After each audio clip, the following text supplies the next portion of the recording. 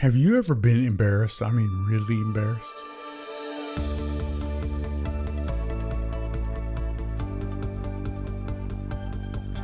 Hi, I'm Mike Henry Sr. with Follower of One. Thanks for joining me again today on the Follower of One podcast. We've been going through and pulling one verse out of each proverb, each chapter of Proverbs as we go through the book of Proverbs. And today we're in chapter 11, and I'm reading from chapter 11, verse 2 of Proverbs from the English Standard Version Bible.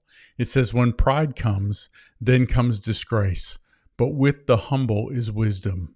I thought about embarrassed because other translations, one of them uses dishonor.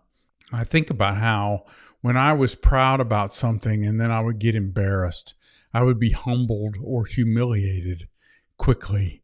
And I remember being embarrassed in my time. I have been embarrassed several times in my life. Some of them still burn. They still sting. Those eras of embarrassment, some of the biggest ones were right after I shot off my mouth, where I was bragging about what I was doing or I was being extra proud. And so I thought about that with this passage. When pride comes, then comes disgrace. But with the humble is wisdom. I love phrases like that. With the humble is wisdom. Wisdom makes us humble. Wisdom helps us be humble. Humility is not this absence of thinking about ourselves or not thinking about ourselves. Humility is understanding ourselves well, understanding where we fit. We can't really understand where we fit in the world unless we can imagine a big God, because God is bigger than we can imagine.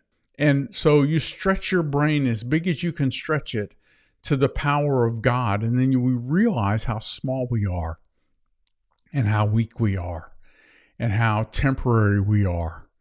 And this humility puts us in perspective, and it helps us to be a little less certain of our own competency and our own pride.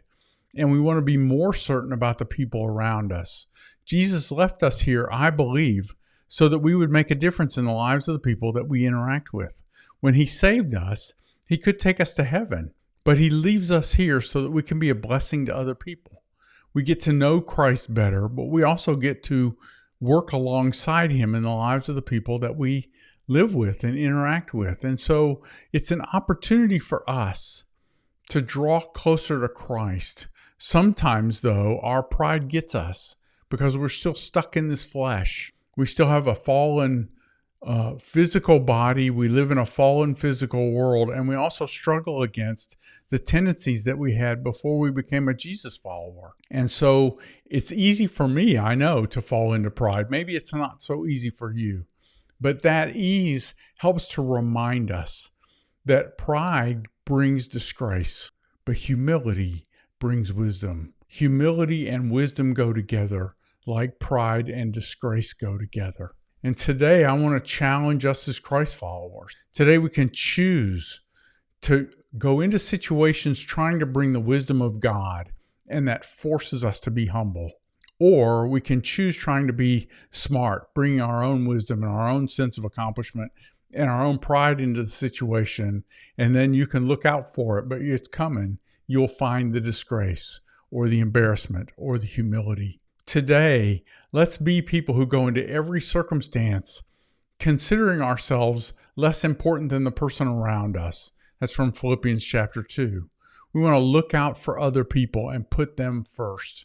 That puts us in a position of humility, and with the humble is wisdom.